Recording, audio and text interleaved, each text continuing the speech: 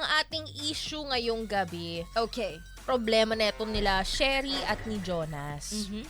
So itong si Sherry, nanggaling siya sa very traditional yung atake sa pag-ibig Wow. para daw mapanatili ang social status ng kanilang bloodline, 'di ba?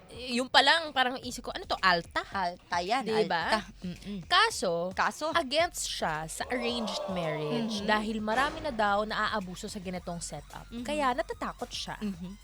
At nang ipakilala sa kanya si Jonas, Mhm. nung una, wala naman daw silang problema. Mhm. And then? Very respectful, maasikaso, 'di ba? Medyo formal nga lang yung setup nila, pero parang sobrang awkward daw para kay Cheryl dahil sobrang pilit tong tandem nila. Mm-mm. Medyo natatakot pa nga tong si Sherry kay Jonas dahil sa itsura Kasi? neto. Ano daw kasi, CZ, hindi ideal type ni Cheryl. Sherry, itong si Jonas. Cherry. Mhm.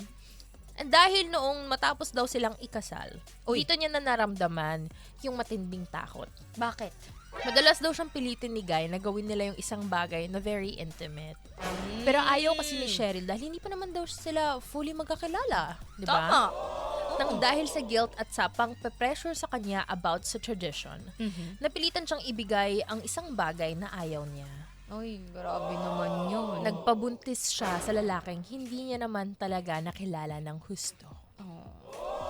Nang dahil daw sa isang tradisyon, nawala ang dignidad niya. Mhm. Ang dahilan naman daw ni Guy na si Jonas ay mag-asawa naman daw sila at wala namang masama sa ginagawa niya dahil pananagutan naman daw niya yung bata at may basbas ang pagsasama nila.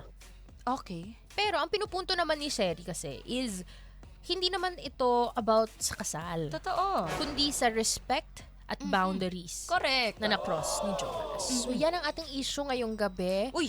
Medyo sensitive Oo, topic ah. siya, no? Kaya talagang kailangan pag pinag-uusapan yung mga ganitong bagay, mas maging tayo, Open. malawak And, ang pag-iisip, Correct. 'di ba? And dapat tayo to proceed with caution, 'di ba? Yes.